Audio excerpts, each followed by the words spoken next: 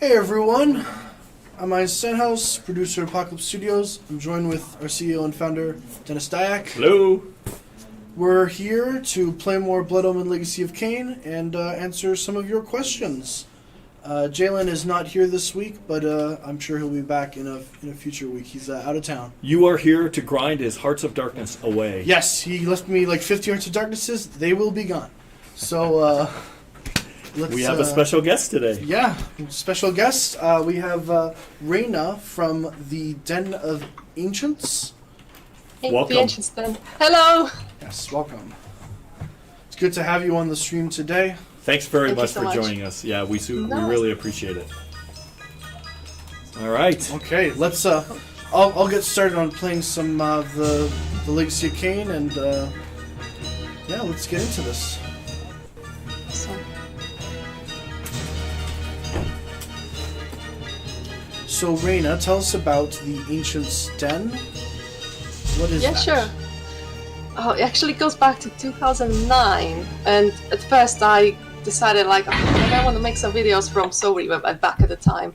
I started making this really low-res copy videos, and I called it The Ancients Den, I guess in my mind, on the YouTube channel. And then I thought, maybe I should write some articles as well. So then I founded the blog, I think it was maybe a few years apart, and it's just, I don't know, I just kept it going for like, almost 12 years now.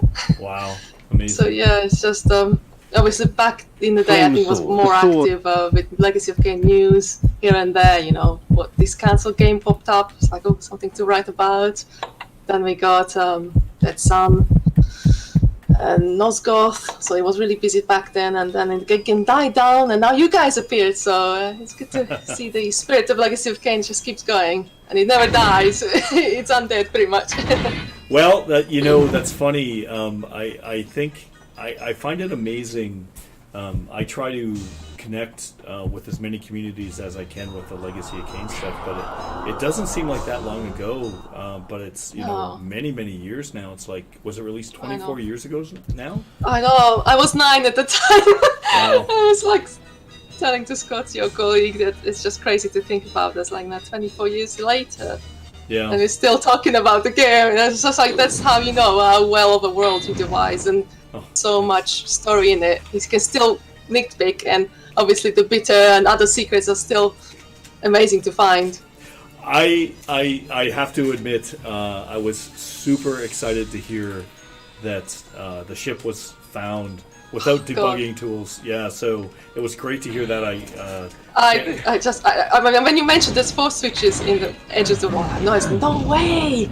Yeah. And then through Blood Pill, you can actually extract the individual switches and put an overlay of them over the maps, and that's how they found them.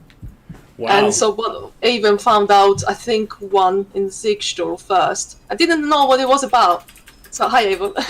So then another fan, I think that another 3 switches or 2 switches were found as well. So we got 3 total, and nobody knew they were actually connected to the ship, as you just made. And then on the stream you said it's connected and it unlocks the bitter. But it's like, and then another fan actually found a way to press them because they were high on the wall, and you actually need to lightning bolt it. Yeah. And then it plays that little click noise when you listen carefully. So he tested it, and I was like, yeah, it's working. So I was in a hotel at the moment, so I wasn't home, so I couldn't test it myself. I was like, is that really true? Now I came home, tried it, it didn't work. I found out I pressed it wrong. I was setting the lightning bolt a little bit off. So I thought I was hearing the noise, it was just the lightning bolt crashing into wall. But I did like 3-4 times, and the 4th time it worked. And actually walking the back of Captain Bitter Suds, I was like, wow, this actually works! Oh my god, we finally found it. That's awesome. It's just, I knew it's just, yeah, no, I was like, I didn't feel it. I was like, no way, it's switches. Well, I remember. But yeah, you are right. Yeah, well, so I remember testing that before we shipped it. So I knew that it wasn't bugged. Yeah, it was. But, it's been so long now, I just assumed, I guess no one would ever get it. And yeah, I know. How were you supposed to find about it? it was pretty tough. It was a tough, yeah. And I think it was the one stream someone said, well, it doesn't work. And I was like, no, it works. And that's yeah, what and then I we're think, like, we have to test it. Yeah, that's when I think that's when I discussed there's 4 switches, and I just think that so there's a really good example of the team just really loved making the game, and when you put things like that in, it's just a matter of the designers knowing the game intimately, doing fun things with all the tools, and I think that I hope that gamers appreciate that kind of stuff. I know that was probably a bit hard, but it's fun. It's fun to see that stuff in there. That's for sure. Definitely. Can I ask you, what's the story behind this ship, and why is it called the Bitter or HMC? I don't know. Can you tell us something? I don't think I want to tell that story today. It's I want to the idea behind the level was to do something like very, very secret and do something that probably only the hardest core people would ever find. I never envisioned that it would take 24 years. You did really well. Yeah. Too well. Oh, yeah, I think so. In retrospect, what we should have done was created 4 unique statues where people could see them. And then that would be better. Yeah, so like obelisks or something. And then that making them invisible, probably a little too much. But anyway, it's really I just love that stuff. So, can you explain why there's 2 locations in there? There's a teleport you teleport from the house. It's a full ship, and then there's another teleport on the ship which takes you to like a destroyed version of the ship. Is it like the same area, or is it like a jump in time, or can you explain? Yeah. It's just that's what it's basically. It's just like a time jump.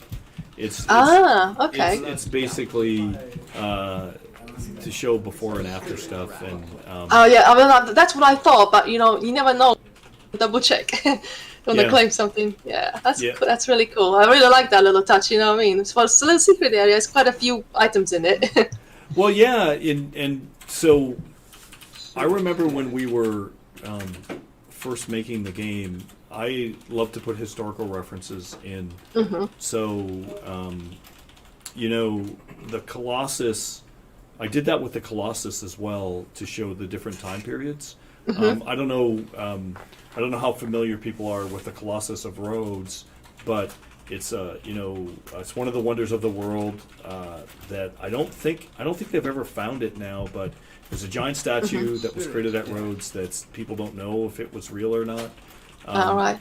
But they had it in Game of Thrones as well. They used very similar historical references. But I remember when we were making Kain, very few people knew what the Colossus of Rhodes was, and the idea was just to show it being made, and then actually 3 time periods with the statue: it being made, it being up, and then it being destroyed, which was just doing things like that. Which, as you can see, I carried over. I don't know if you ever played Eternal Darkness. But also, no, actually, I really want to now. I mean, it's like I did never had a GameCube, so I could never play it. But yeah, I heard only good things. Oh, thanks. Well, there's some things I wish we could have fixed up in that game as well. But that theme really got carried over into Eternal Darkness, and I think that's generally just by habit. I tend to do that with every game, and it's very interesting that. It's good to hear that people like yourself and others out there like what I like, because there's with Dead House Sonata, as we were talking about before we got on stream, one of my goals is to really bring back story and narrative in a way like you see in Blood Omen Legacy of Kain, and we've got, frankly, and I've said this, we've gotten endless shit for being online multiplayer, but it doesn't mean you can't have a single player experience, and we're building the game from the ground up to have the same amount of story, if not more, probably more than what Legacy of Kain had. But the future and the marketplace for video games has totally changed from back when we did Legacy of Kain, so yes. Being online is really important these days, And I don't mean Yes. the multiplayer part. I mean literally on the cloud. Just yeah, of course. Yeah, so Having just Steam, you're always online if you want to play a game. It's just one of those things you just accept as it's a normal thing. well, yeah, and the business model's changed. As I've said this on a few other streams. I don't know if people understand this, but 90% of all global game revenue is now free to play. So if you take all the games in the world, Wow. just think about that. 90% of Yeah, them. that's crazy. And I know people want like a premium game that they're like Kain would fall into the premium category, and Eternal Darkness would. There's a lot of good premium games out there, but you have to understand that marketplace is really, really shrinking. And relative to the free-to-play market, which is growing, back in 2018, I think it was 86%. Now it's at 90. Wow. Probably 2 years from now, it'll be at 95. So these are business realities of as much as we want to be creative, we have to be able to put food on the table. So I just hope that people understand we really care about story. I've always really cared about story, and we'll be rolling out some stuff in the future to try to show that more and more and more. We just keep working at it. So hopefully the community will understand that and see it. So must be quite tricky to try to intertwine the story stuff with multiplayer co-op. How would that work? Some of it is definitely tricky. So the first thing that you do, of course, is you build a single player experience, and then you sit there and say, well, what class are they going to be? And then you build story around that, and then you're like, well, what if the classes are together? Then you start combining all that. So it's basically layers and combinations and layers. And we did do some of that in Eternal Darkness. And originally, for those who are Eternal Darkness fans, Eternal Darkness was originally made to play in any order. So it was completely non-linear and it was completely modular. But in the end, we ended up making it a linear experience, so you had to play chapters in a certain order. But going through the story and crafting the story in that experience really helped the thinking for Dead House Sonata and the stories. Dead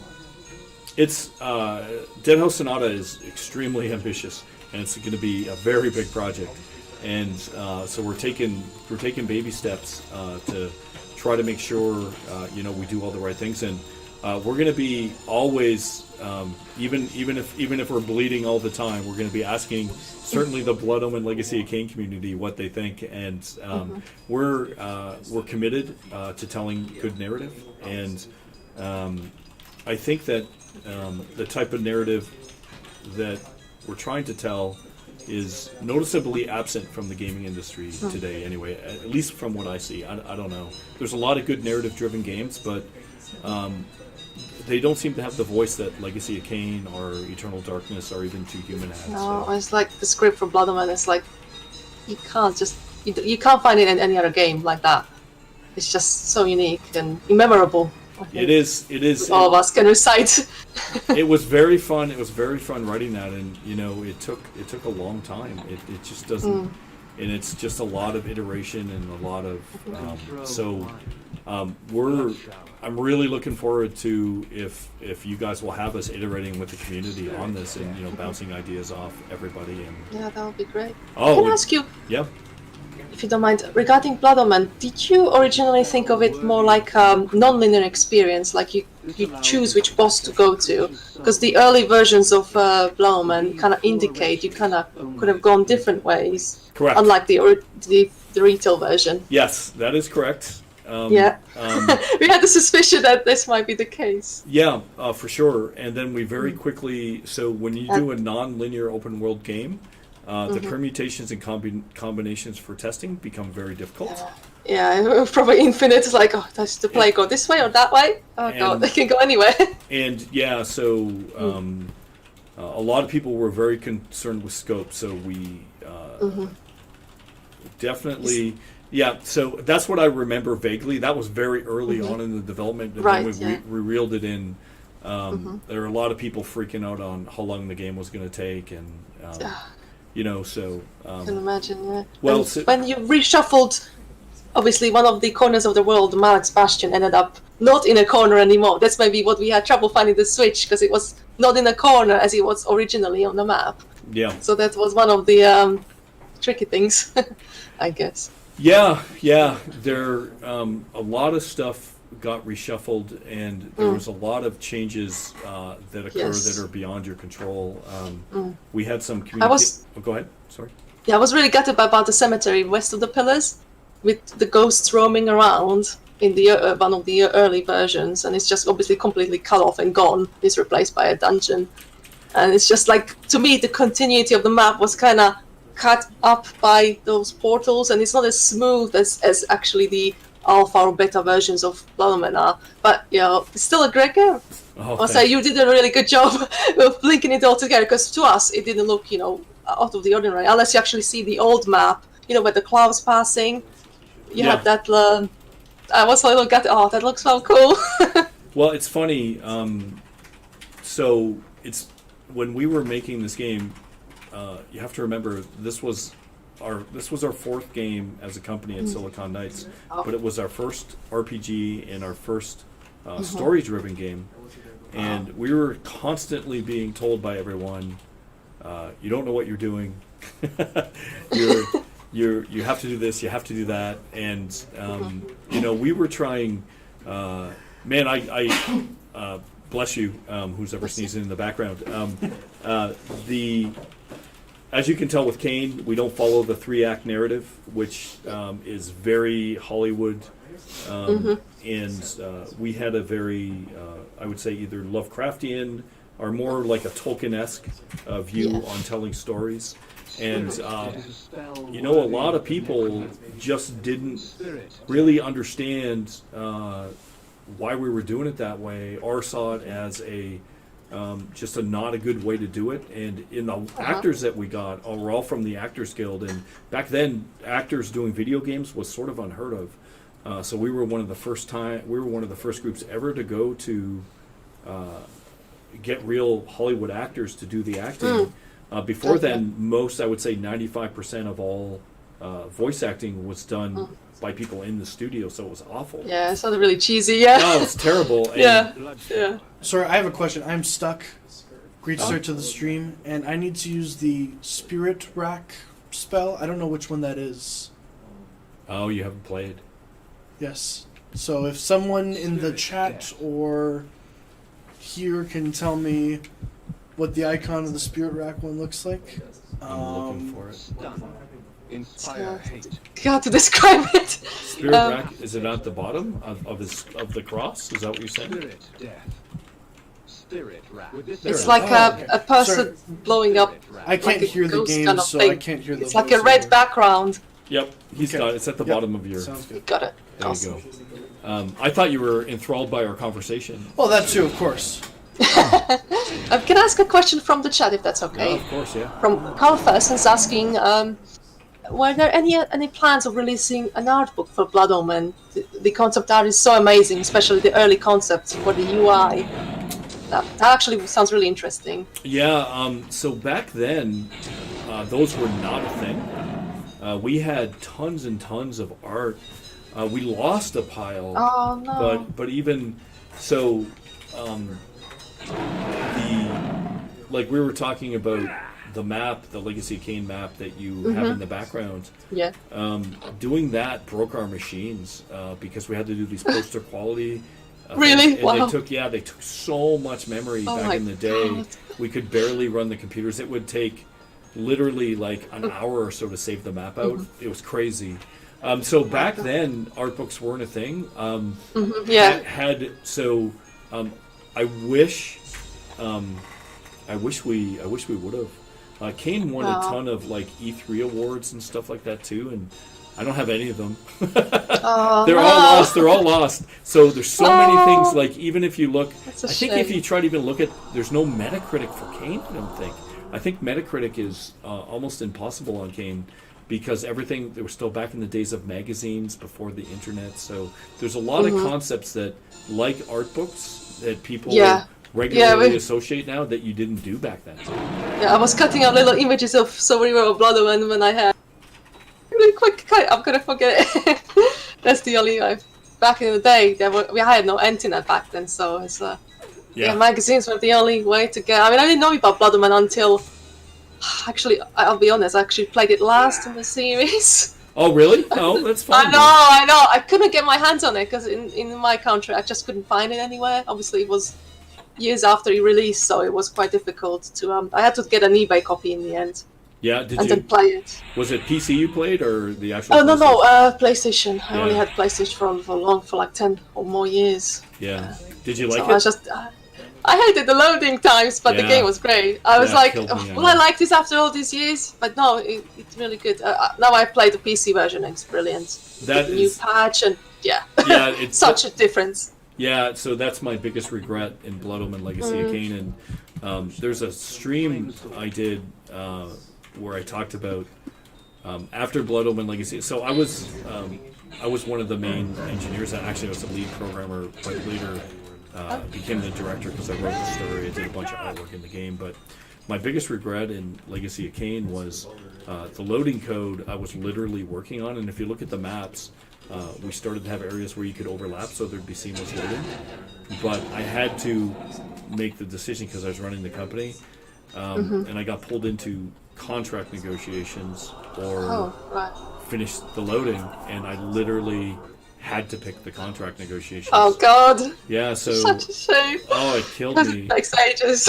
Yeah, so and so after that, I was like, okay, I'm never gonna have like loading in the game again.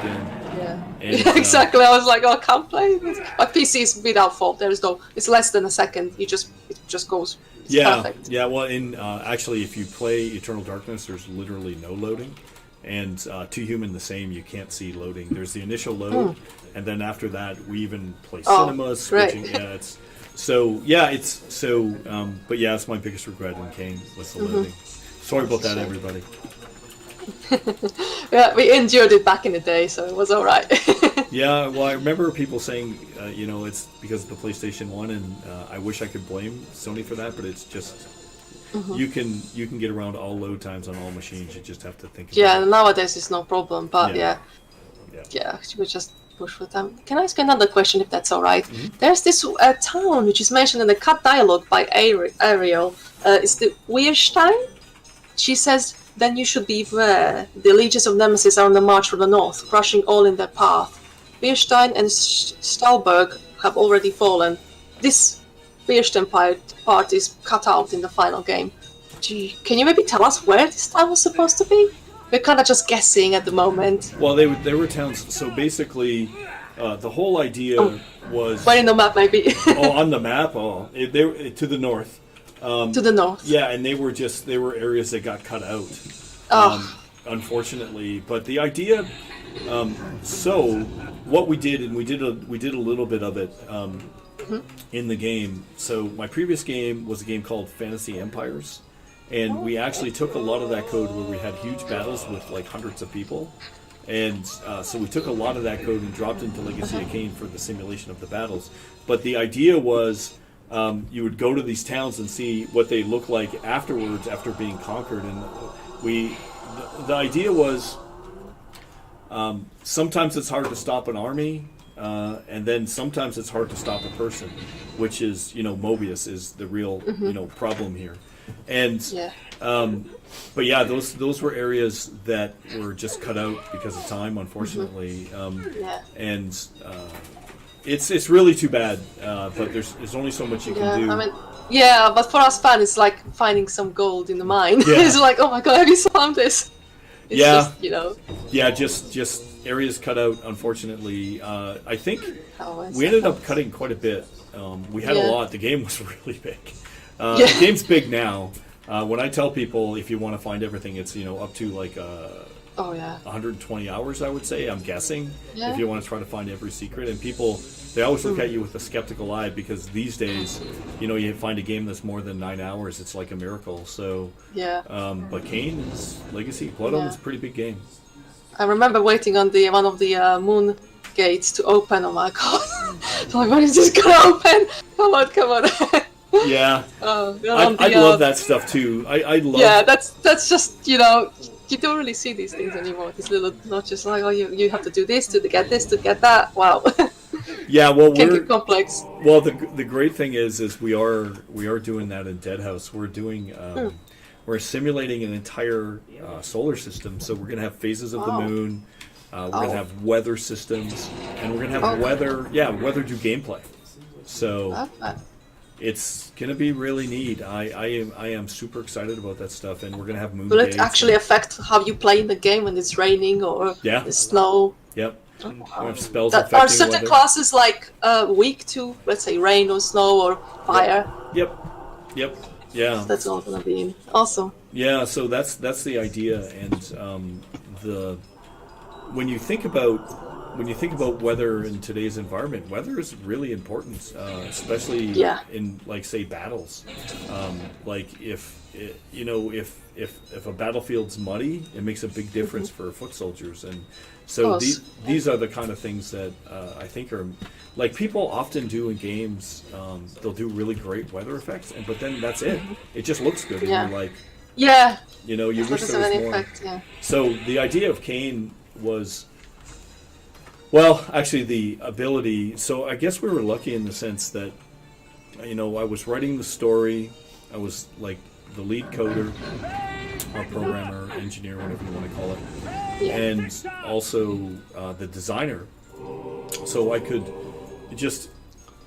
by circumstance, you got everything was, I guess, unified in the sense that every time I created a system, I was able to think about the story, I was able to think about the gameplay, I was able to think about, the technology on the certain levels. And that's how moon gates came up. Like, first it was like, hey, let's do things with moons. And I was like, all right. So first of all, it's time of day. So I got time of day in there. And then I was like, well, what would it take to do moon cycles? And then I started doing different colors of the day depending on all of that stuff. And then once the moon cycles was just, it's like, okay, so if we put moon cycles in, and we'll have only these doors open in on full moons. It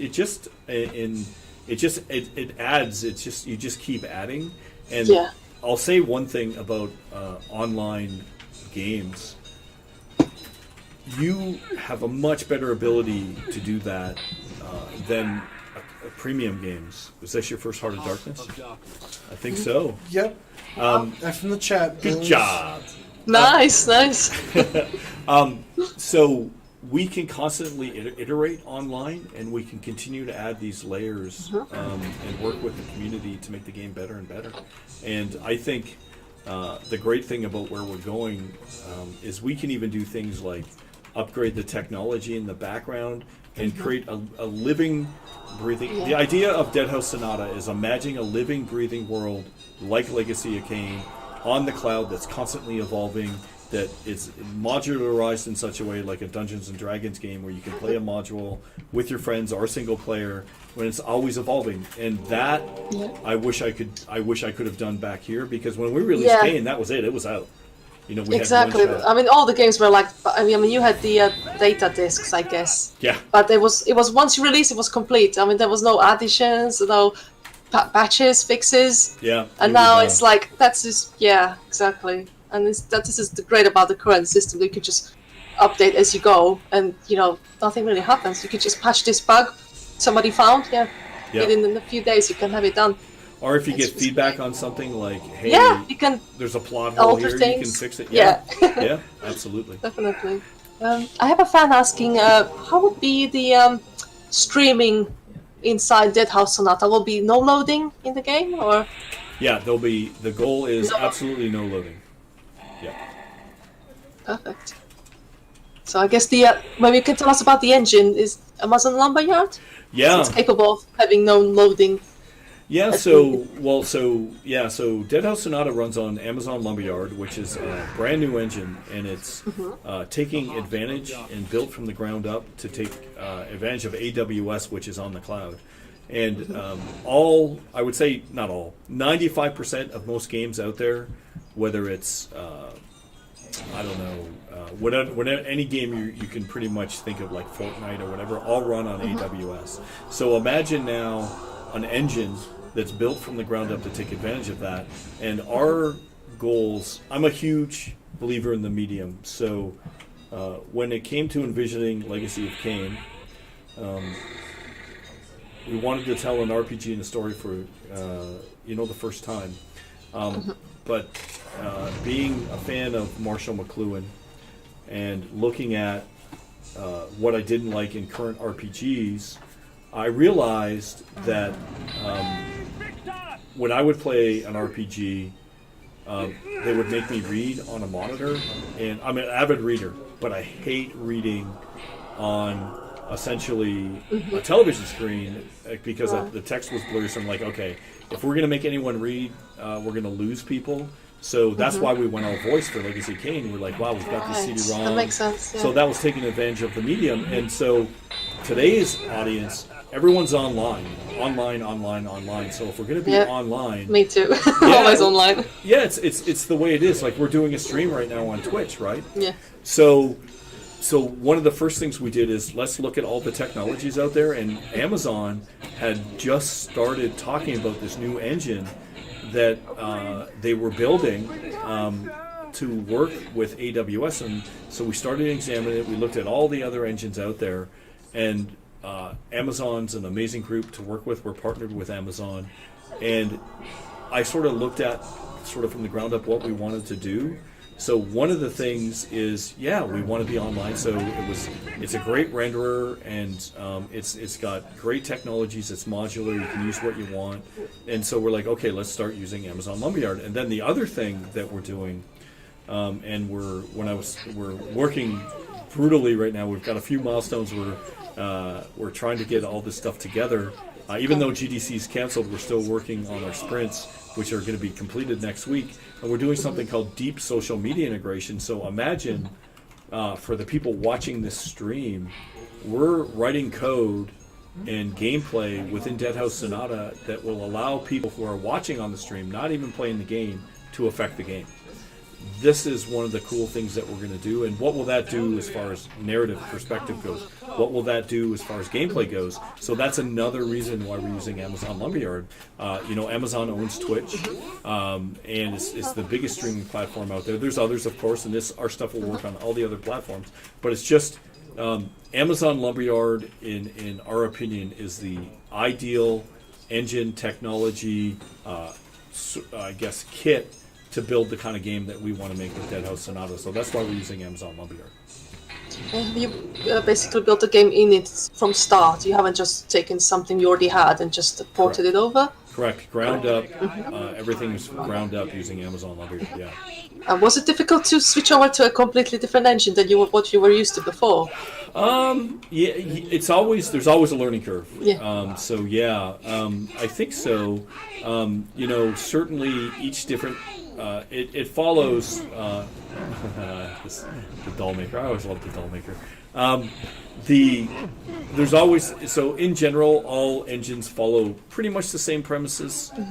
They all have their strengths and weaknesses, but overall, in the long-term direction, where AWS and Amazon Game Services is heading with Lumberyard, I feel strongly that is absolutely the best direction, and I think it is the future of where these type of tools need to go. So, it was a switch for sure, but it's fine. I think Silicon Knight's made like 4 or 5 engines. We've used. Oh wow! Yeah. We've used. It's like per game. Almost. Yeah. Almost. Yeah. So each, we did a lot of stuff from the ground up. So yeah, absolutely. And was the coding language different each time, or did you have to adapt for a new coding system? We went from. Did you just reuse your knowledge? Yeah, we would reuse a lot of stuff. We started in bless you, Ian. We started in C. We eventually went to C++, and then different. And then there's scripting languages and stuff. So it all. Being a programmer, after a while, it all blends together. You have to have different ways of thinking, certainly for different types of code. But, it's again, programming languages, they all have their strengths and weaknesses, and same thing. But now we're talking where the engine is becoming right now. So back in the day, some people would write. When I was working on one of my first games, people were writing their own compilers, And with our first game on the Amiga, I worked with a group who wrote their own compiler for the Amiga. It was crazy, their own debugger and stuff. Now you don't even consider that anymore. Yeah, I know. And It must be a lot different. yeah, it's A bit easier. and pretty soon, I would say probably 10 years from now, people won't even consider engines even as a layer they have to think about anymore. It'll be just a given. And that's another thing too. Amazon Lumberyard's completely free. There's no back-end royalties, nothing. So really it's pointing towards the future where all games and all things are going towards a service. So Amazon's only requirement for Lumberyard is that you use AWS, and quite frankly, most games use AWS anyway, so you've got to use some servers for something. And I think the days of paying for expensive engines and stuff are going to go away, and I think the days of even thinking about the engine is going to get less and less important, and more about what are the kind of tools that you need to use to make your game that are less invasive. And that's one of the things we're doing too. We're going to allow for people to create content in the game, and we want to do that in a way that people don't ever have to even open up the engine. So that's another thing we're doing. So we're doing three big pillars: story-driven narrative. That's the number one most important thing for us. And then we're looking at deep social media integration, and then the last one, the last really sort of focus of what we're doing is we're going to open up our tools to the community to create a living and breathing world where people who, if they want to craft stories and craft things within the universe, have an ability to do so without opening up the engine. That's the idea. Ah, I see. So, yeah, because that reminds me of Bethesda and the mods and some sort of banning of the mods at some point. Yeah, I know. There'll have to be some content filtering at some point, but I guess we're pretty big free speech advocates here. So unless it's illegal, it's probably going to be okay within the world of Dead House. Besides, the Dead take everyone in right now. But there'll be other houses, so one step at a time. So. Perfect. Can I ask you, if you were to, it's like a hypothetical question, if you ever could remake Blood Omen, which engine would you use for it, and how would it look like if you could use current technology to remake it? I would use Lumberyard, and actually, I was involved in a discussion for a remake and stuff, and that was the engine of discussion. So, yeah. And can you tell us more about if they go anywhere, or is it top secret?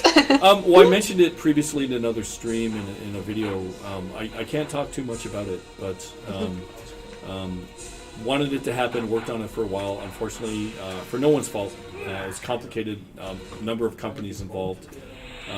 But yeah, it was a reboot and a re-envisioning of where things are. And, quite frankly, where we're taking Dead House, both spiritually and strategically, from an end goal, is where I would have taken the original Legacy of Kain anyway. So like kind of gone back to what you actually wanted, and you finally get to do it. Pretty much. Well, after all those years. Yeah, I'd like to say a bunch of things. I'm going back to my roots with Dead House, and I'm coming back from the dead at the same time. It's a new company. The company's name's Apocalypse, so we're having a lot of fun with some real life events that were very. We've been through. I guess I've had a lot of experience, both good and bad, in the video game industry, and I think one of the things, talking to a lot of people, one of the things that I think, and I'm optimistic on us doing, is bringing back the voice that speaks the language of games like Legacy of Kain. I know how that's I think done. we all miss that really much. Yeah, I do. There just hasn't been anything like that. Yeah, I do, and certainly they're not easy to make, as we've discovered, and a lot of people have tried, and it takes I guess it takes a general understanding of narrative and gameplay, and it's just a fusion of all of those things together. And it might be because I have this weird knack of being able to write and having a computer science background, and I don't know. It's who knows what, but we're trying to do it, and our goal is to work really hard for the community to feel that this was all worthwhile. So we're looking forward to the feedback, and we've been getting it. We've been getting great feedback. We've been getting very critical feedback. All is good stuff. Anything we can do to improve where we're going, we're going to try. So never hesitate, for anyone who's watching or listening, never hesitate to give us feedback, good or bad. And if you think we're going in a direction that sucks, I think let us know. it's this interaction between developers and basically the players, which wasn't possible back in the day, and now you actually can influence the game being made. And I think it's exciting for the players as well to have a voice, like say, oh, we maybe don't like this, let me try this. And when the developers actually listen, it makes a big deal, big difference to players, like being heard. I think it's everything. I think it's the future of video games, quite frankly. And Ian's looking at me like, you're stuck again. Is that true? Ian is stuck again. If anyone in the chat or someone could tell me, once again, I can't hear what's going on, so I don't know. Well, so Ian needs some help. Help him out. I'm barely watching right now as we're discussing. Yeah, me neither. Sorry. No, it's fine. So I can't help. Sorry, man. I've been hardly paying attention. No So chat, please help out Ian. He is stuck. Yeah. But to answer that question, I've always felt that we work for gamers, and I strongly feel that the future of video games is going to get to the point of where without gamer feedback you can't even be competitive any longer. If you look at games like, say, League of Legends, there's completely, all of the archetypes for that game are completely made by the community.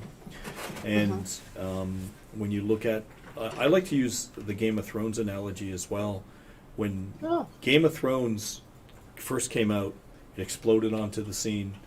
A lot of people feel that the last season, I'm very disappointed with the last season. I think that's heard. Yeah, it's awful. Yeah. No, it's a safe bet to say impressive. that, but so people generally, and I don't disagree with this, but people generally say two reasons why it failed. Was the first one was, George R.R. Martin has not finished the books.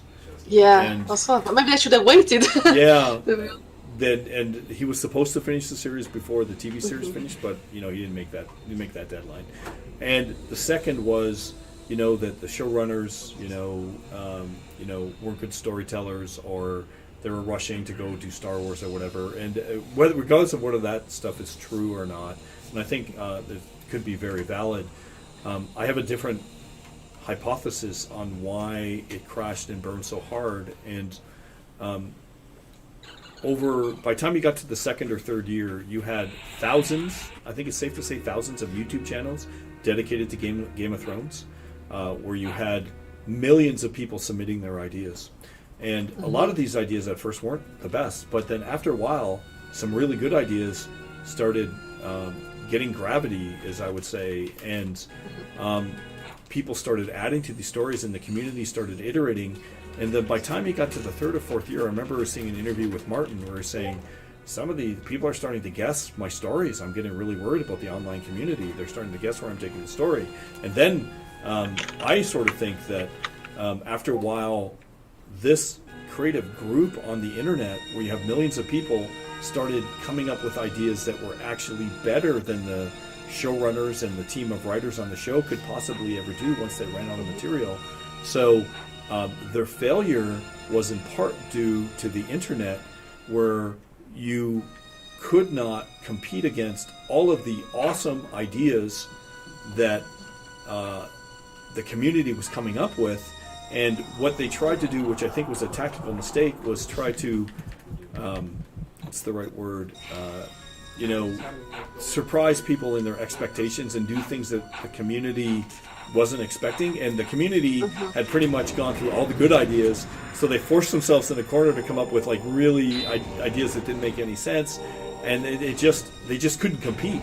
And so that's one of the reasons why we want to do community-driven content. Assuming we're have the ability to have a big enough audience, we can actually work with the community to make our world better and iterate on things. And what do you think of the lore of the vampire? What do you think about the war of the wraiths? And we're getting a lot of feedback now. People really want to see the wraith. People really want to see the ghoul.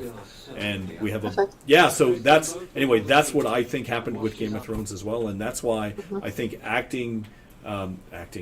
interacting with the community is key to success these days. And so it is one of our highest priorities. We have 2 people pretty much full-time between Scott and Jalen. That's all they do. And I think already, and we're still early in development, I think the team is too small. So we can't keep up. So Scott, I know, he's working all the time. We're trying to do videos. We're dropping 2 videos a week, which is kind of aggressive between the stream and our thing. And Jalen's away this week, and when Jalen's away, there's lots of pain being felt. People are like, when's Jalen coming back? So, all right. yeah. So anyway, I'm sure in the future we'll have like a team of 20 people. That's all they'll be doing, is working with the community, literally dedicated. And I'm not talking tech support or trying to. People want there's a bug here, or they need some kind of service. I'm talking about what do we have to learn to make the game better. So. We have another question from a fan. Carl Ferson's asking, "Hey Dennis, what's something you say you learned from working with Kojima?" Which is a really interesting question. Yeah, so that's a fantastic question. So I'll tell you, when we had just finished Eternal Darkness, and I was a big fan of Metal Gear, and I was blown away. And matter of fact, his cinemas are amazing. And the AI in Metal Gear Solid was like incredible, with the way they would clear rooms and stuff. And my background's in artificial intelligence, and I just could not understand how they did that well. It just seemed flawless. It seemed to be really good. The cinemas were unbelievable. I didn't know how they what secrets they had to doing these fantastic cinemas. So when we did Eternal Darkness, as an example, you're very limited on polygons. In our cinemas, you would see like the joints in certain angles wouldn't look that good because you're so polygon limited. And when I worked with Kojima, I learned that he had taken an approach that I had. I'm a computer scientist by nature, so I always think of systems and how do we optimize our process.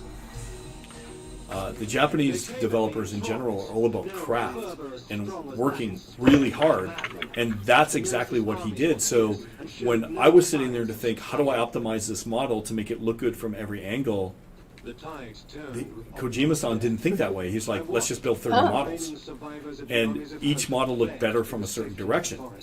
And I was blown away by that. And for the AI in the rooms, I thought that there was a certain way that they did their AI. They just handcrafted every single room, and did not have a general purpose AI. And that was an approach I had never thought of before. Interesting. And obviously super effective. Yeah. Because what I'm thinking about behind the surface, as a computer scientist, he's not thinking of it that way at all. So I learned that, I guess, first and foremost, that there are many, many different ways. When you're younger, you always think, I'll say this right now, I'm older now, of course, but you always think that your way is the best. And I realized really, really quickly that there's only, in many ways, there's just a lot of perspectives. And from the standpoint of, there are many different ways to approach different problems, and some ways are more effective than others. And I would certainly say, from a cinematic point of view, what he did, I didn't even consider, which was way more effective for the cinemas, because the cinemas in Metal Gear were fantastic. And yeah, definitely. Yeah, and so I learned that there are many, many different ways to do things, and there's always different ways to learn. And he's a master, and it was a privilege to work with him on that. And he's a super hard worker, and certainly a craftsman like the industry's never really seen. So pretty awesome. Have you played his latest game, Death Stranding? I have not. I have not played it yet. Me neither. I'm trying to. I'll get to it. It's on my queue. It's on my queue for sure. It looks amazing. But I have not, unfortunately. I'll get there. Definitely. It's on my list. There's like a big list of games to play. Yes. Okay. Right. Let me ask you another question, if that's all right. Are there any secrets in Eternal Darkness or to human, like, the bitter in Bloodman, like nobody knows about, or there's no way to get to them? I don't think so. So here's when we were doing Legacy of Kain, we built tools that allowed us to really iterate, and that's where I'm going back to the roots of where we are now. So there were some secrets in Eternal Darkness, but everyone found them. And into Human, the teams on Eternal Darkness and to Human, Eternal Darkness was smaller, but by the time we got to Human, the teams were so large. It's I'd like to say on Legacy of Kain, we're in a sailboat, and we could tack, we could do all these kind of things and do all these really fun and I just do things on the fly as we were going. With Eternal Darkness and especially with Human, we were on like a super tanker, and turning the boat was really, really hard. So one of the things that I certainly learned from Silicon Knights that we're evolving to now is going to really keep the core team very limited in size relative to where we were, say, at Silicon Knights, where the core team stays small. We want to stay mobile. So I am trying to communicate with Apocalypse Now and everyone here, and that we want to do these things where we can have the type of secrets that we had in Legacy of Kain, where 25%, the goal in Legacy of Kain was 25% of the world were all secrets, but you can only do those, you can only generally do secrets. You need a long polish time to do secrets because it builds upon the gameplay and the iteration of the story in the final game. Even though we cut so much out of Legacy of Kain, Blood Omen, there was just I guess the underlying systems were so robust and the iteration time was so robust that we were able to do that. So unfortunately, no is the answer. Long answer there. So. I got another Twitch stream question from Golden Xan. Did the idea of having hordes in Dead House Sonata come from your experience in Fantasy Empires? Really interesting again.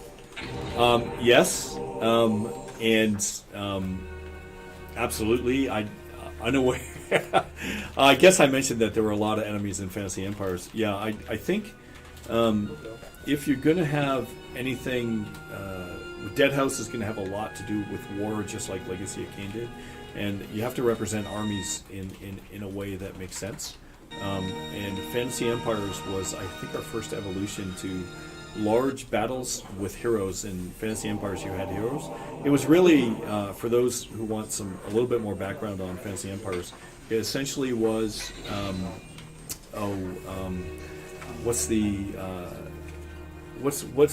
that game? What's the Warhammer? What's the name of those games? Sorry. Vermintide? No, not Vermintide. Total War? Total Oh. War. Yeah, Fantasy Empires was Total War before Total War ever came out.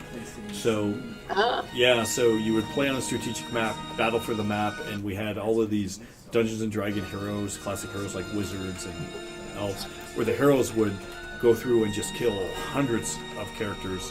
But you'd still have armies and regiments that you would build, and they would fight, and so that was how all that worked. But yeah, that's exactly Zen is exactly right. That's where it first started coming from, and I'd like to say there's a little bit of all of my games in each game I make, and I think there's Colossus being built. Wow. Yeah, I talked about it earlier. Good timing, Ian. And I think you'll see that in Dead House as well. So. Can I ask you about a question from Blood Omen? It's one of those things, like I always wondered, like, there's a character called Lupo, and it's Lupo the Butcher, and there is actually a level called Lupo in the level select. And when you go there, in one of the versions of Blood Omen, it takes you to a room in Noproptus Retreat, and there's several butcher characters trying to kill Kain in the room. Can you maybe tell us more about this character? There's another thing, just another character that we cut out that, we didn't. we had ideas of all of these, what I would call flavorful characters that we wanted to expand upon, and our sort of theory when we were creating Legacy Kain, I still hold this theory, is real world does not revolve around 3 or 4 characters. So when you have world-shaping events, it usually involves hundreds of characters, and certainly, you can say a handful play a pivotal role, but so our idea was to continually build up and come up with these cool, fun things, and it's going way back now. So the Lupo the Butcher was just a bad guy that wanted to hurt you. So that was the idea. It's with just him. unusual for an NPC like that to have its own level select. Yeah, It's just eye-catching. yeah. It's we had a lot of stuff like that, if I remember. Oh, there's the cats. Oh. The cats are come here. Chasing each other. Come here. Sweetie. That Sorry reminds about me of the Warriors chess match as well. I was like, oh, such a Yep. shame. Yep. Was that cut? Yeah. We found it in one of the versions. But yeah, it's actually functional and, well, semi-functional. You can actually win it and go talk to Warador. But yeah, it's such a shame because it's like, you can almost make a chessboard out of Bloodwing characters, and that would be awesome. Well, Actually, that I was so. It's funny because I remember it's so long ago. Like I didn't even remember it was cut, but I remember designing that and talking with people. We should do this.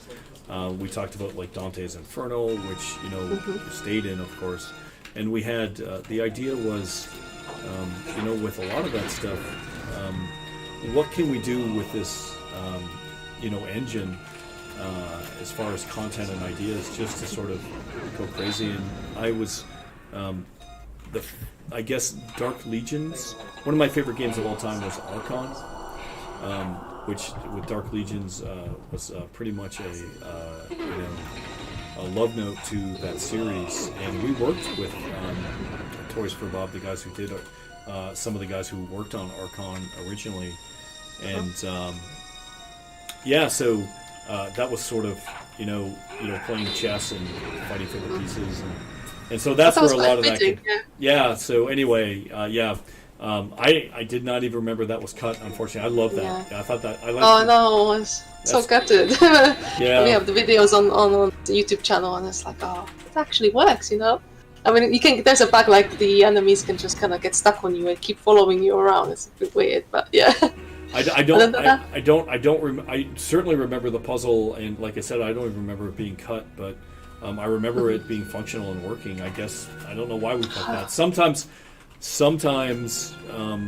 things get crazy in the end when you're trying to ship a title and people they just go draconian, with the hatchet axe. But you got to get that game out too, right? So there might have been a bug, and there might have been too many bugs associated with it. People are just like, kill it. Makes sense. Yeah. A great game-breaking bug in a little mini game. Yeah. So there's probably something there, but I cannot remember why it was cut. Except it makes me sad, so... Yeah, it's a bit sad. It's like, oh... And that's another thing. Regarding the Lost City, in the retail game, it's just a basically bonus area with items. Was there any, the ones that with werewolves running around? Was there any backstory to it at all? Well, so when we started... I'm sure there is. Yeah, it's like a lot of things. Again, going back to what I talked about before, where we would just sit in rooms, and I was like, okay, we've got to do a city made of all werewolves, and we would sit down with the designers and talk about it. And I think it was Jamie Wojcik who was working on that. I can't. The great guy, and we didn't have time to write, so by the time that idea came in, we didn't have time to write any stories, but those are the kind of things I would have explored in a follow-up and sequel. And why was that there, and what's the whole idea of the pyramids and all of that stuff, and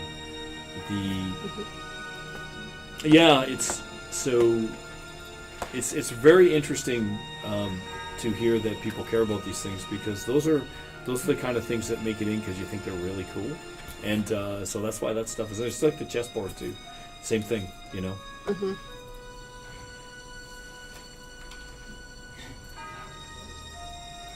I have another question from Barik Keldon. What's the story behind the demon you can find in Williams/Nemesis's castle? Yeah, so that's showing influence, constant influence. The idea of that's to constant influence from the elder god. Mm-hmm. And there's, these are try to keep a sort of give story hints without saying. That was kind of the idea with that. F in the chat. Yeah, so the way, certainly now, the way I like to tell stories is to have sort of a different hierarchy of storyline. So you have the average person, you have the aristocracy, you have ascendants, you have gods, you have elder gods, and I think that's when we're really starting to formulate, at least in my head, that the elder gods are having a lot of influence over the game, and I would have liked to explore that more too, but just unfortunately it didn't happen. It's a shame we never get to see. Well, you'll see a lot of that in Dead House Sonata. So Well, yeah, now we have a. yeah. So, but yeah, as far as Kain goes, obviously, I think Kain went in a good direction. A lot of gamers really liked it, but it was a completely different direction than where I would have taken it, and it's just we'll see, because I'll be playing with some of the ideas that I had back then, but they're much more evolved now. Good or bad, time will tell. All the gamers will be the judge. So. Another question.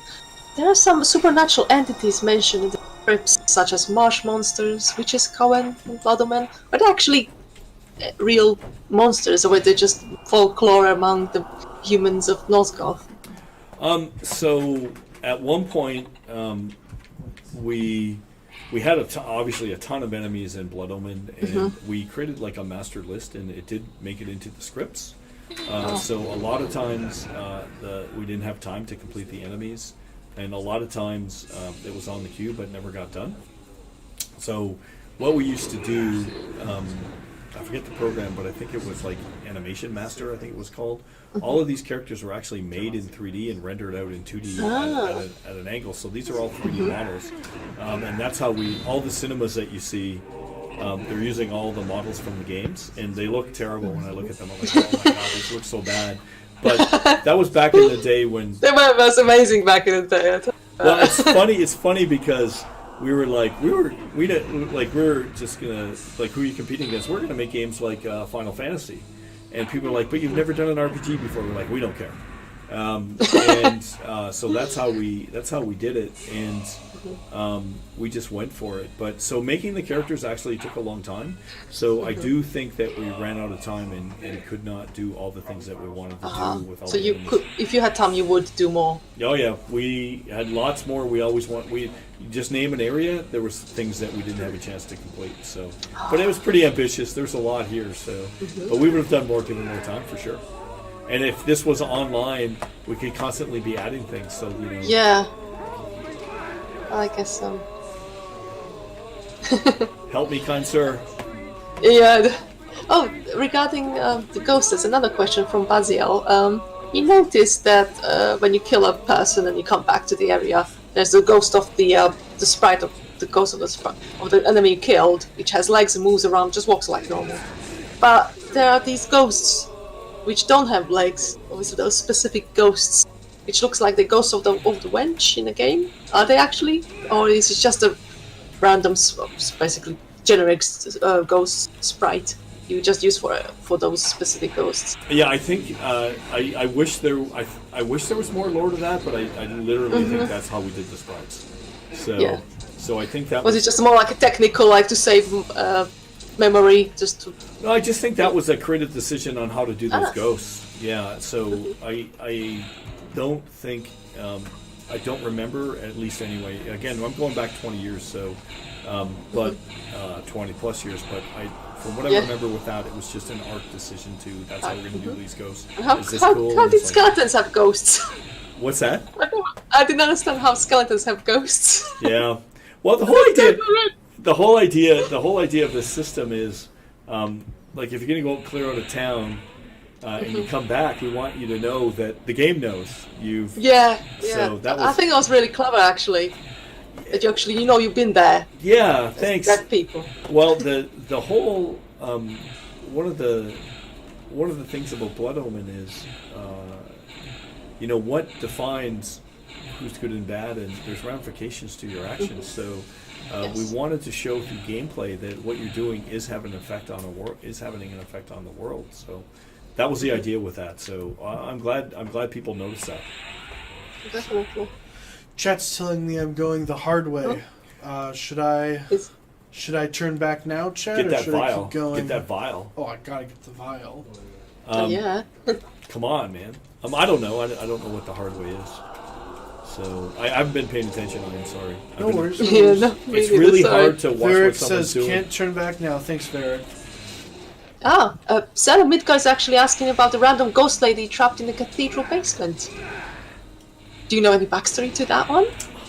So I remember it, but I remember the ghost. I can't remember why we put it in there. There was a story though. There was a story. I'd have to maybe go and try to ask some of the team why that was there. That's a tough one. I don't remember it, but there was a reason. There was a reason. Maybe we'll find out. Somebody from the Twitch is asking, favorite customer. Who made those spiked balls wander the corridors? So, when we were making this game, we just wanted to make an RPG. And when you work with people, they often attach their own where they want to take it in their own vision, which there's nothing wrong with that. And so our first, and I really love Lyle. Lyle Hall is a great producer. He was the first producer. He was like, "This is a Dark Zelda," and Yeah. so I was like, I hadn't thought about it that way. So people will often say things about the things you make, and you're like, huh. So once that happened, we started looking at Zelda, and Zelda had things like that in it, right? Yeah. And so we're like, hey, let's put some of these things in here. And it resonated with everyone. They say, oh yeah, this is a Dark Zelda. But that's sort of where that stuff came from. And it's really a strange thing. Like, so when we wrote the story for Eternal Darkness, the same kind of thing, we were working on it, and I remember creating, the character Alex, and there wasn't any, I guess there's a little bit of an anti-conformist. At the time, Tomb Raider and all, female characters were really over-sexualized at the time, and but I wanted, like with Lovecraft, I wanted to do a character who was incredibly intelligent, and with Lovecraftian characters, you can't fight the Elder Gods. They're too powerful. You just can't kill them. It is impossible. So it doesn't matter how strong of a character you make, you can't fight them. And then on top of that, if you do that, it becomes less of a horror and becomes more of a fantasy. And we would definitely want to stay in the horror genre. So we created a female who was doing her PhD in mathematics, and her using her head to put together this 2,000-year mystery to solve the story just made sense. And then after the game came out, people were like, oh, Dennis is a feminist.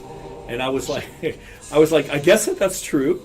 I guess to some extent I definitely am. But really, it's these kind of things where you create something that you think makes sense, and you're just trying to tell a good story, which is the same with Legacy of Kain. These are two really good examples with some of the iconic games that I've made where people had said some things and I hadn't ever considered that. And I don't think it's not true, but that's where it all goes. And certainly with those floating spikes, that was a homage to Zelda for sure. Yeah.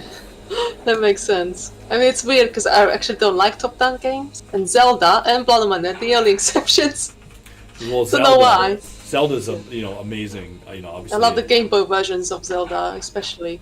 Yeah, I grew up with those. they're fantastic, and I think there's an argument to be made that they're some of the best games of all time. I just love those games.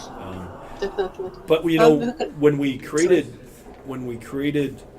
Blood Omen, I'd never envisioned it as a Dark Zelda until Lyle said that, and that was after the pitch document was all complete and everything was all put together. I was like, cool, maybe it is. Yeah, and we were just. I was frankly tired of Save the Princess stories. I was just like, this is getting old. And That's a funny comparison. yeah, and I guess that's still the case today. Like when you look at Dead House, we're creating a world where you're better off being dead than alive. It's a pretty grim world.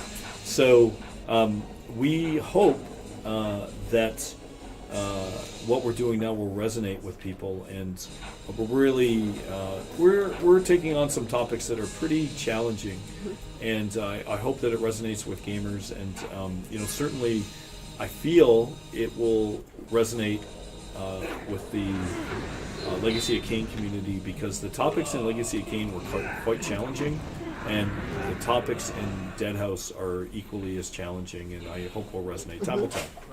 So.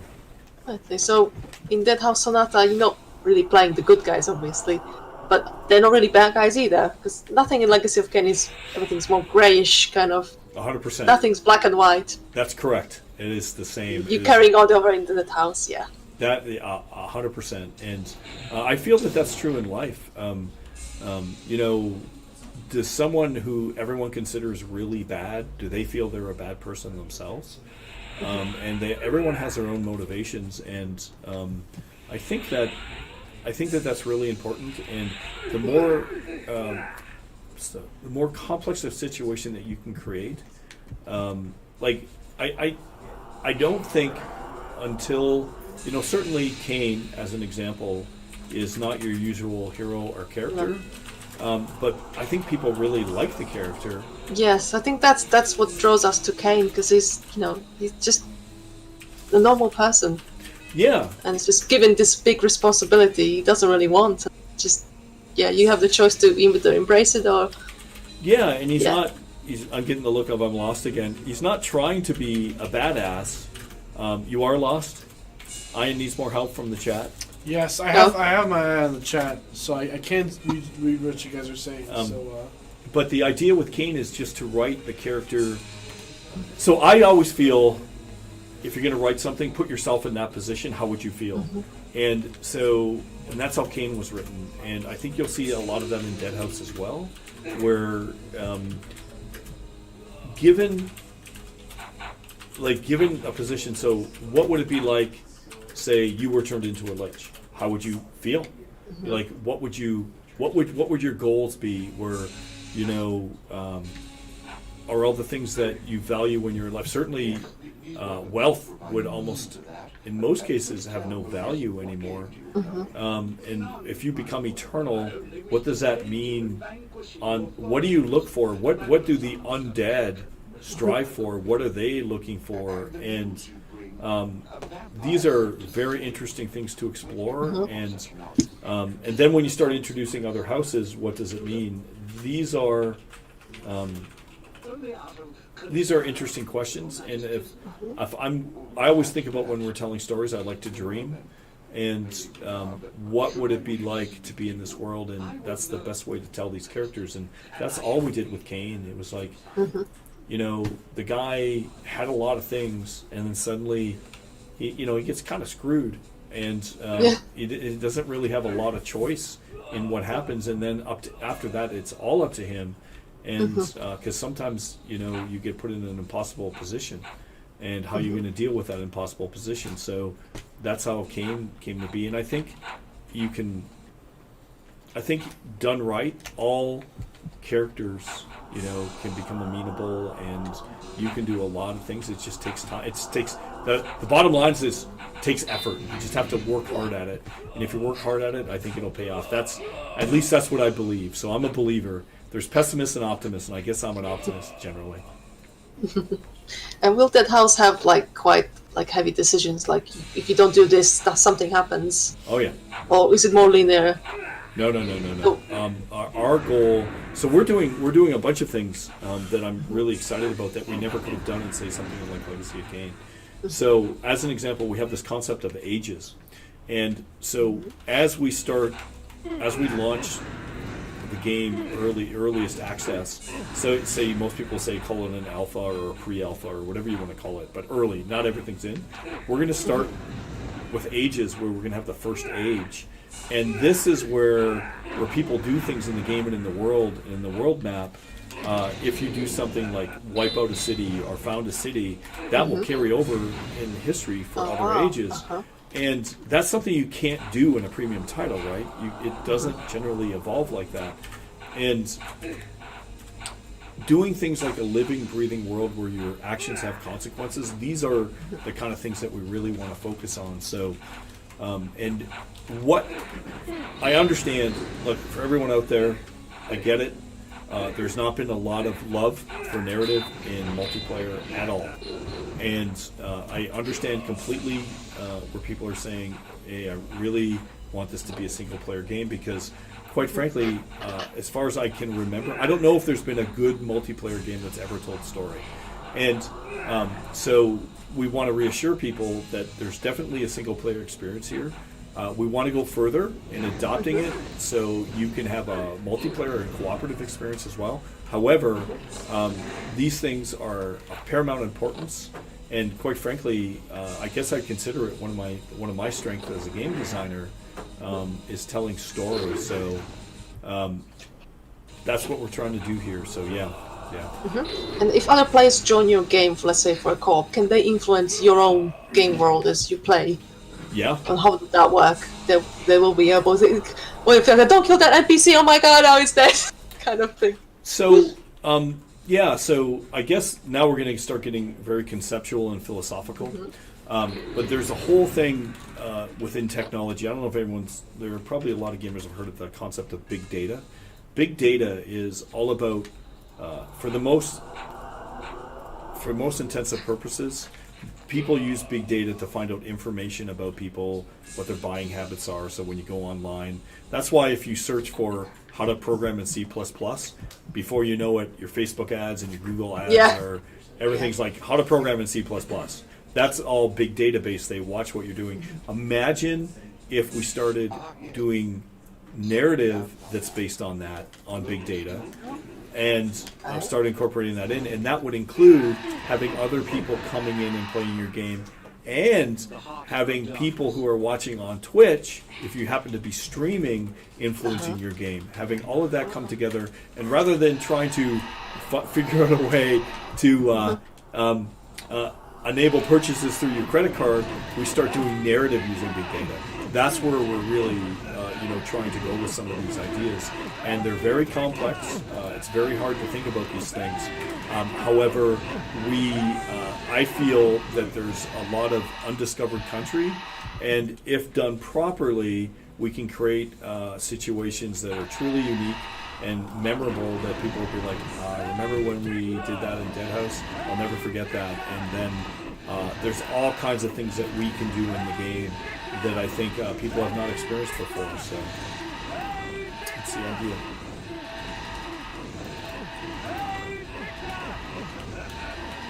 This guy really takes some hits.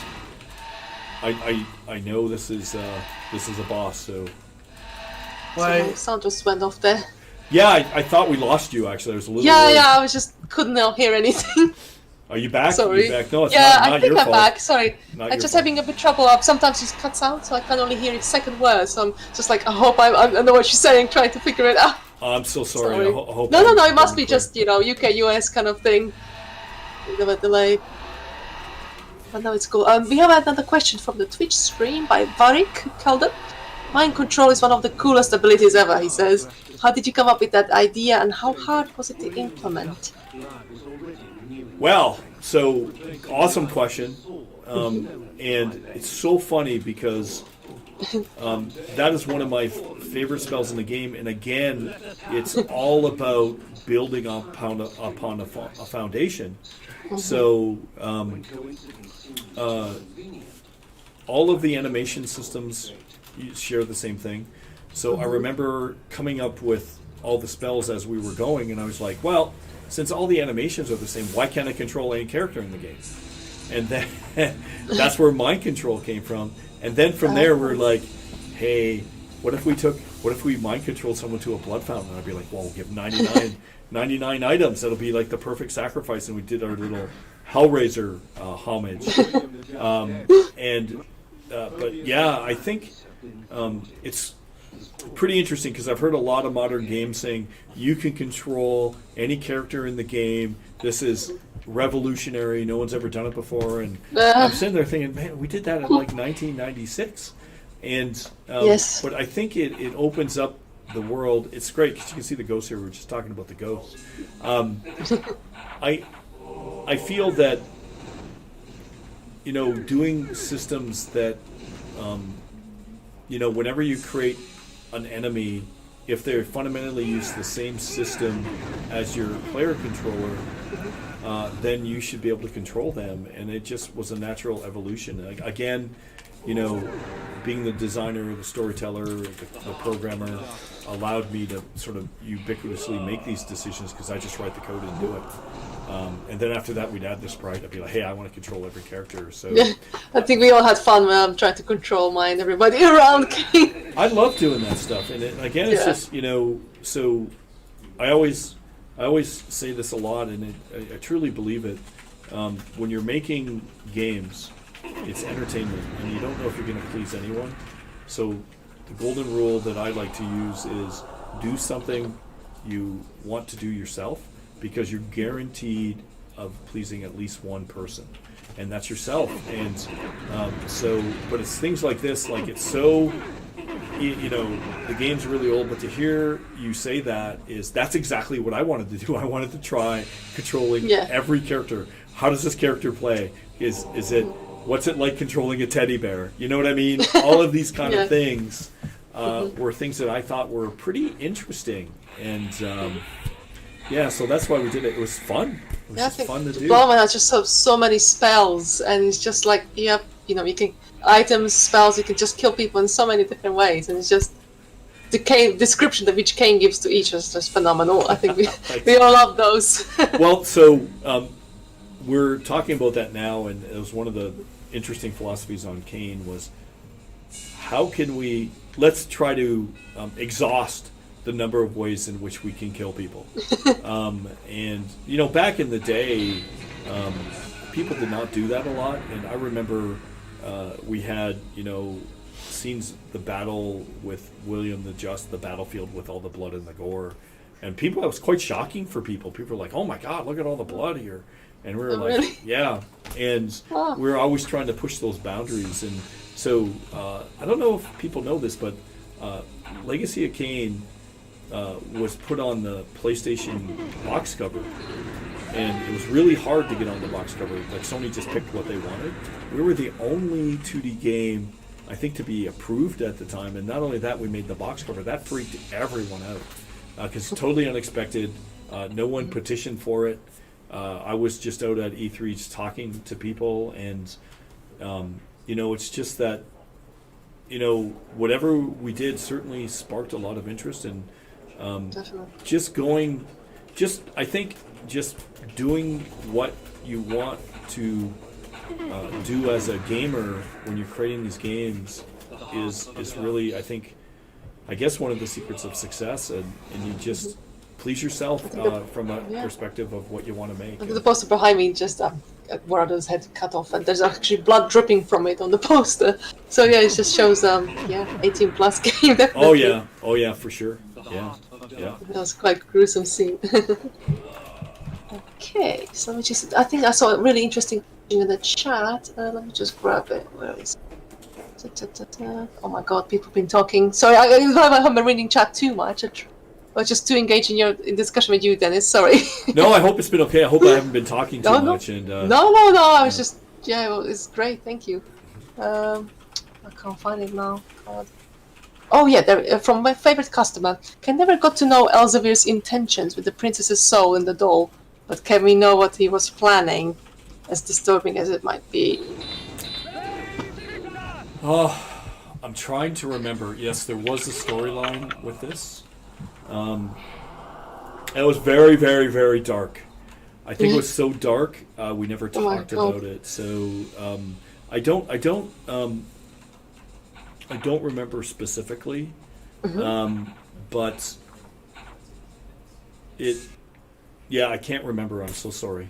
Sounds no, it sounds like it was his pastime to collect young girls and. Yeah, he was. Yeah, he was. He was not a good person. He was very bad. Not a good person. Yeah. I don't even know what happened to him in the new timeline after Kain travels back and assassinates. He's obviously never really mentioned afterwards. Yeah, he's essentially. We never go back to him. He's essentially erased. He's just silent. So never explored. And with the world changed so radically, a lot of things get reset, right? So that's kind of the way. That's the way we sort of viewed it, and yeah, he's just gone. So I just got another question. I just thought about it right now, if that's okay. In designing Vorodor, was there a specific reason you gave him cloven hands? No, was it just a limitation, or no, it was just an artistic decision, and a lot of people have asked this question, and it was really an artistic decision from a standpoint of what we would make him do to look pretty cool. And I know it sort of became like that's what evolved vampires within the Legacy of Kain universe would become after a while. But it was really an art style choice more than anything. I think. I really like it because it's different. It's just not human hands and just pointy ears, and that's a vampire. Yep. It was really unique looking. It was very stylized. It was stylized on purpose. Yep. Yeah. And if you look at the idea with him was to make him as stylized as possible, and that's really that's why it was done. Well, it is about time to start wrapping up the stream. Is it that time already? Yes. Oh my god, this time flew, didn't it? Yeah, it was like 5 minutes. Holy smokes! Oh my god. Wow. What time is it? 6? It's 5:30. We need to wrap up. Oh, we have to wrap up because we. Oh, I'm so sorry. We've got a lot of things going on here, everyone. So we can't. Thank you guys for letting me be on stream. And sorry I couldn't ask all the questions, but it's quite difficult. I have so many questions myself, to be honest. Well, let's do it again. We'd love to have you on again. Yes. Oh, that'd be great. That'd be awesome. Perfect. I'll prepare more questions for you. Yeah, for sure. That sounds fantastic. Hope you won't regret it, because we'll be here for hours. I love answering the questions as long as I can answer them, and hopefully everyone enjoyed the stream. Thanks for joining us, everyone. Really appreciate it. Yes, thank you, everyone. Thank you so much. The next broadcast, the next live stream we'll be doing is currently planned for next week, March 13th at 4 p.m. Eastern Standard Time. Busy time at the studios, so that might change, but we'll be sure to let everyone know. But that's the current plan. Perfect. I'll join next time as a typing in the chat, so we'll get to see you guys again. Awesome. Okay. Thank you. Perfect. Thanks a lot. All right, Thanks so much, everyone. Thank you. Bye. This is